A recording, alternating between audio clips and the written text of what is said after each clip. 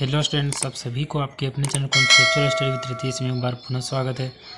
और ये video students आप सभी के लिए बहुत ही ज़्यादा इंपॉर्टेंट होने वाला है, क्योंकि स्टूडेंट्स इसमें जो है सो आज जो चैप्टर पढ़ाएंगे IVS साइबर डिफेंस का साइबर अपराध और साइबर कानून, इससे रिलेटेड जितने भी MCQs आएंगे आपके एग्ज़ाम में उससे रिलेटेड इंपॉर्टेंट क्वेश्चंस बताने वाले हैं। ठीक है, तो वीडियो को लास्ट तक देखिएगा स्टूडेंट्स, और चैनल में नए होंगे तो जरूर से सब्सक्राइब कर लीजिएगा, क्योंकि यह चैनल आप लोग के लिए बहुत ही ज़्यादा इंपॉर्टेंट है। ठीक है, तो चलते हैं। कल जो था साइबर सुरक्षा का परिचय हो गया था, और आज जो करवा रहे हैं साइबर अपराध और साइबर कानून के बारे में। ठीक है, तो देखते हैं क्या कुछ दिया हुआ है। साइबर अपराध के बारे में पहले समझ लेते हैं, साइबर अपराध होता क्या है।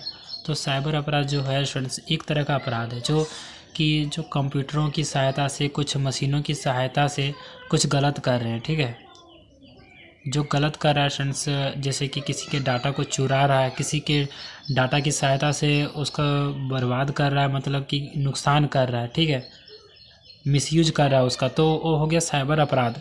और साइबर कानून जो है इसके प्रति कुछ कानून बनाए गए हैं कि किसी का चीज़ डाटा को चुराने पर आपको ये सज़ा मिलेगा, या फिर किसी का कॉपीराइट करने पर ये आपको सज़ा मिलेगा। एक मतलब कुछ तरह से इस तरह का कानून बनाया गया। ठीक है, अब देखते हैं पहला क्वेश्चन, कौन सा एक विकल्प साइबर अपराध का प्रकार नहीं है। कौन सा एक चीज़ है जो साइबर अपराध नहीं है। ठीक है, डेटा चोरी, किसी का डेटा चुरा लिए, जालसाजी, किसी के प्रति जालसाजी करना, डेटा और सिस्टम को नुकसान पहुंचाना, या सुरक्षा के लिए एंटीवायरस इंस्टॉल करना। तो ये जो है सुरक्षा के लिए एंटीवायरस इंस्टॉल करना, ये आपका साइबर अपराध नहीं है। डेटा के लिए मतलब सुरक्षा के लिए एंटीवायरस इंस्टॉल तो कोई भी कर सकते हैं। ठीक है, अब देखिए मैकेफी इसका एक उदाहरण है। किसका उदाहरण है?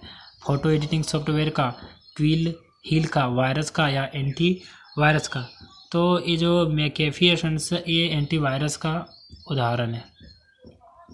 अब तीसरा नंबर देखते हैं साइबर अपराध को वर्गीकृत किया जा सकता है कितने प्रकार में। साइबर अपराध को कितने प्रकारों में वर्गीकृत किया जा सकता है? तो 4 प्रकार, 3 प्रकार, 2 प्रकार, 6 प्रकार। तो ये 2 प्रकारों में इसको विभाजित किया जा सकता है या वर्गीकृत किया जा सकता है। ठीक है, अब देखते हैं फ्रेंड्स अगला क्वेश्चन, निम्नलिखित में से कौन सा एक प्रकार का पीयर टू पीयर साइबर अपराध नहीं है? फिशिंग, लक्षित शिकार को ट्रोजन इंजेक्शन देना, MITM, क्रेडिट कार्ड विवरण डीप वेब में लीक हो जाता है। तो इसका जो फ्रेंड्स हम देखिए यहाँ क्या बोल रहा है। ठीक है, कौन सा एक प्रकार पीयर टू पीयर साइबर अपराध नहीं है? फिशिंग, लक्षित शिकार को ट्रोजन इंजेक्शन देना, MITM। तो इसका सही आंसर हो जाएगा क्रेडिट कार्ड विवरण डीप वेब में लीक हो जाता है। तो ये आप लोग का साइबर अपराध मतलब पीयर टू पीयर साइबर अपराध नहीं है। ठीक है, अब 5वां नंबर देखते हैं फ्रेंड्स। 5वां नंबर क्वेश्चन है, निम्न में से कौन सा एक हथियार के रूप में कंप्यूटर का उदाहरण नहीं है साइबर अपराध? ठीक है, तो निम्न में से कौन सा एक हथियार के रूप में कंप्यूटर का उदाहरण नहीं है साइबर अपराध? क्रेडिट कार्ड धोखाधड़ी, की लॉगर का उपयोग करके किसी की जासूसी करना, IPR उल्लंघन, अश्लीलता। तो इसका सही आंसर जो हो जाएगा उदाहरण नहीं है, हथियार का उदाहरण नहीं, तो की लॉगर का उपयोग करके किसी की जासूसी करना। ठीक है, बाकी सारा तो साइबर अपराधों के लिए मतलब एक हथियार के रूप में ही यूज होता है। ठीक है, बाकी देखते हैं फ्रेंड्स 6 नंबर का, निम्नलिखित में से कौन सा साइबर अपराधियों द्वारा नहीं किया जाता? कौन सा चीज़ है जो साइबर अपराधियों के द्वारा नहीं किया जाता है? अनधिकृत खाता पहुंच, बॉटनेट के रूप में ट्रोजन का उपयोग करके बड़े पैमाने पर हमला, ईमेल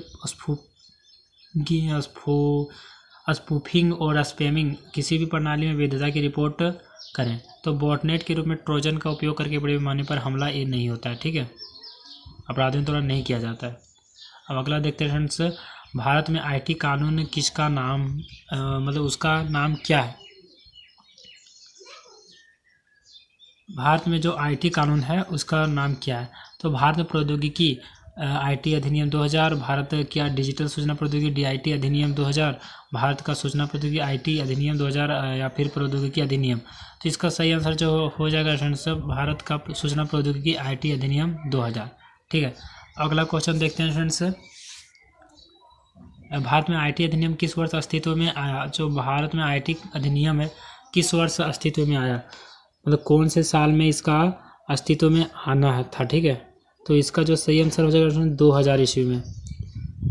इस तरह से आप लोग को दे दिया जाएगा, लेकिन 2000 ईस्वी को ही लगाना है, ठीक है। अब आगे देखते हैं फ्रेंड्स, आईटी ये 2000 का पूर्ण रूप क्या है? तो इसका जो है फ्रेंड्स आईटीए का पूर्ण रूप क्या? सूचना प्रौद्योगिकी अधिनियम 2000, भारतीय प्रौद्योगिकी अधिनियम 2000, अंतर्राष्ट्रीय प्रौद्योगिकी अधिनियम 2000, या फिर सूचना प्रौद्योगिकी अधिनियम 2000। तो सूचना प्रौद्योगिकी अधिनियम 2000 होगा, ठीक है। अब आगे देखते हैं 10 नंबर का देखते हैं। आईटी एक्ट किस धारा के तहत किसी भी डिजिटल संपत्ति या जानकारी को चुराना साइबर क्राइम लिखा जाता है?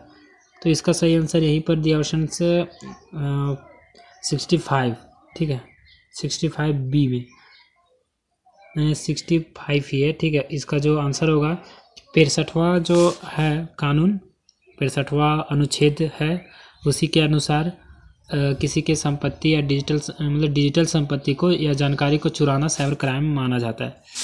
तो 10th क्वेश्चन ख़त्म हो गए हैं, और आप लोग चाहते हैं तो इसको और आगे बढ़ाते हैं, ठीक है। कंप्यूटर सोर्स डॉक्यूमेंट्स के साथ छेड़छाड़ करना कौन सा अपराध है? किस प्रकार के अपराध हैं, ठीक है। तो ये जो है सो जमानती है, मतलब इससे जमानत मिल सकता है, जमानत नहीं मिल सकता, असंज्ञेय और दोनों ए और सी। तो इसका जो है सो गैर जमानती होगा। अगर कंप्यूटर सोर्स डॉक्यूमेंट्स के साथ कोई छेड़छाड़ करता है तो उसको गैर जमानती, वो जमानत नहीं मिलेगा उसको, ठीक है। अब 12वां नंबर देखते हैं फ्रेंड्स, साइबर अपीलीय न्यायाधिकरण में प्रत्येक अपील एक के भीतर दायर की जाएगी। साइबर अपीलीय न्यायाधिकरण में प्रत्येक अपील एक के भीतर दायर की जाएगी। कितने अवधि के भीतर दायर की जाएगी? 60 दिन, 90 दिन, 45 दिन और 30 दिन। तो इसका सही आंसर हो जाएगा फ्रेंड्स 45 दिन, ठीक है। 45 दिन के अंदर ही अवधि में ही इसका एक और अपील दायर किया जा सकता है। अब 13वां नंबर फ्रेंड्स, नियंत्रक द्वारा पारित आदेश निम्न के समक्ष चुनौती योग्य है। नियंत्रक द्वारा पारित आदेश का निम्न के समक्ष चुनौती योग्य: उच्च न्यायालय, साइबर अपीलीय न्यायाधिकरण, सहायक अधिकारी, सुप्रीम कोर्ट। तो इसका सही आंसर हो जाएगा फ्रेंड्स साइबर अपीलीय न्यायाधिकरण, ठीक है। अब आगे देखते हैं क्या है। चाइल्ड पोर्नोग्राफी धारा के तहत अपराध है। किस धारा के तहत अपराध है? 67C, 67A, 67B, 67D। तो 67B के तहत, ठीक है। आगे देखते हैं फ्रेंड्स, धारा 66A को न्यायपालिका द्वारा निम्नलिखित मामलों में रद्द कर दिया गया है। 66A को न्यायपालिका द्वारा किस लिए, मतलब किन मामलों में रद्द कर दिया गया? श्रेया सिंघल बनाम UY, Syed Asfuddin versus state of AP, Ranjit Udeshi versus state of Maharashtra, Regina बनाम हिकलिन। तो श्रेया सिंघम बनाम UY के तहत, ठीक है, के मामलों को। अब देखिए, असीमित क्रिप्टो प्रणाली और हैश फंक्शन के उपयोग से प्रभावित होने वाले प्रमाणीकरण को जाना जाता है। तो किसके तहत जाना जाता है? तो सार्वजनिक कुंजी, निजी कुंजी, डिजिटल हस्ताक्षर, ई गवर्नेंस, ये सारा कुछ जाना जाता है। तो धारा 5 के तहत जाना जाता है, ठीक है, धारा 5 के तहत जाना जाता है। अब देखिए फ्रेंड्स, 8वां नंबर क्वेश्चन है, फिर से मतलब कि 18वां नंबर क्वेश्चन है, ठीक है। अब देखते हैं 18वां नंबर क्वेश्चन में क्या दिया है फ्रेंड्स, कौन सी धारा साइबर आतंकवाद से संबंधित है? 66C, 66B, 66D, 66F। तो 66F होगा इसका सही आंसर, ठीक है। अब 66F नहीं होगा फ्रेंड्स, नहीं होगा, ठीक है, वही होगा। चलिए 17वां देखिए, यहाँ पहले 18वां आ गया क्या? 16वां था, 17वां था, 17वां का ए होगा, यानी कि 17वां जो है यहाँ देखिए, आईटी अधिनियम कौन सी धारा के इलेक्ट्रॉनिक रिकॉर्ड की कानूनी मान्यता से संबंधित है? तो इसका जो होगा फ्रेंड्स यहाँ पर ए वाला होगा, ठीक है। 17 नंबर का ऑप्शन ये सारा है, और ये 18 नंबर का है, मतलब कि 16 नंबर का, ठीक है। 17 नंबर का क्या आंसर होगा? इसका होगा ए, धारा 4। और देखिए यहाँ पर मतलब ये जो इसका था 16 नंबर का ए ओरिजिनल था, ठीक है। इसका होगा 16 नंबर का हो जाएगा सी, यानी कि डिजिटल हस्ताक्षर। तो आप लोग देख लीजिएगा, थोड़ा यहाँ टाइपिंग में थोड़ा हुआ है प्रॉब्लम। आगे देखते हैं 19 नंबर क्वेश्चन, कंप्यूटर सिस्टम को नुकसान पहुंचाने पर अधिकतम जुर्माना क्या है? कितना रुपया लगेगा अगर कंप्यूटर सिस्टम को कोई नुकसान पहुंचाता है तो 1 करोड़ लगेगा, ठीक है, 1 करोड़ रुपये लगेंगे। अब 20वां नंबर और अंतिम क्वेश्चन देखते हैं इस वीडियो के। कंप्यूटर सोर्स कोड को नष्ट करने के लिए क्या जुर्माना है? अगर कोई कंप्यूटर सोर्स कोड को नष्ट कर देता है तो उसके लिए क्या जुर्माना लगेगा? तो 20 का डी लिखा हुआ है फ्रेंड्स यहीं पर, तो डी होगा 3 साल की कैद या 2 लाख जुर्माना या दोनों, ठीक है। तो ये सारा चीज़ लगेंगे। तो ये कानून हो गया फ्रेंड्स, क्या क्या कानून हैं जो जिससे अब कल पढ़ाएंगे सोशल मीडिया अवलोकन और सुरक्षा।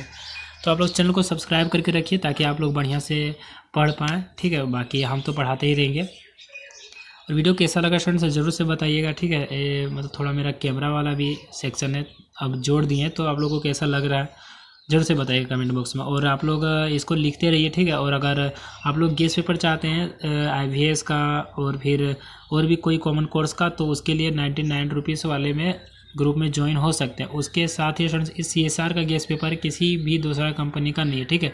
CSR का स्पेशल गेस्ट पेपर, तो इसमें आप लोग को बहुत विशेष सुविधा मिलने वाला है, ठीक है फ्रेंड्स। तो और मेजर IRC के लिए भी चाहते हैं तो उसके लिए भी है, ठीक है, वो ग्रुप में भी ज्वाइन हो सकते हैं। तो आप लोग कांटेक्ट कीजिएगा, डिस्क्रिप्शन बॉक्स में डाल देंगे कांटेक्ट नंबर, ठीक है। तो थैंक्स फॉर वॉचिंग फ्रेंड्स, फिर मिलेंगे नेक्स्ट वीडियो के साथ, तब तक के लिए जय हिंद, वंदे मातरम।